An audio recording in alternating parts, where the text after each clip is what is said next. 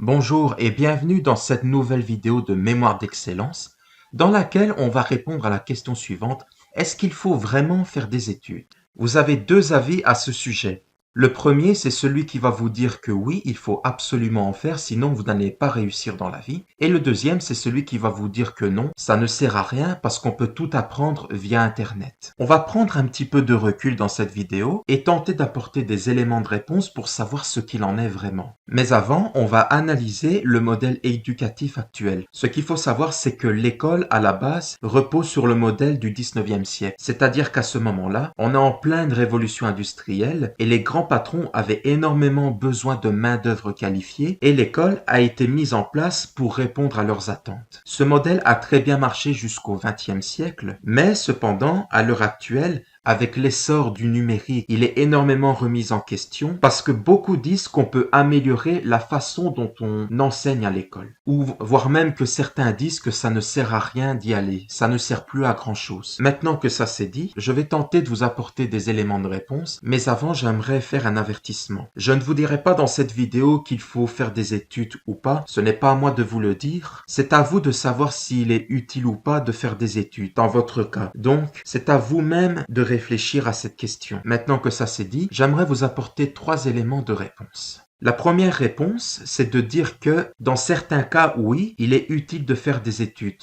parce qu'il y a des métiers protégés. C'est le cas si vous voulez faire des études de médecine ou d'architecture. Ce sont des métiers protégés et vous êtes obligé de faire des études là-dedans. Le diplôme est obligatoire dans ce cas précis. Le deuxième élément de réponse, c'est que si vous voulez être un employé, un salarié, là oui, vous êtes obligé de faire des études. En tout cas, ça va grandement vous aider parce que si vous voulez vous faire embaucher, la première chose que le patron va regarder, c'est si vous avez fait des études et si vous avez le diplôme en question. Et le troisième et dernier élément de réponse que j'ai à vous porter, c'est que dans le cas où vous voulez devenir un entrepreneur, il se peut que pour certains domaines, vous n'avez pas besoin de faire de hautes études. Le premier exemple qui me vient en tête, c'est le cas du marketing.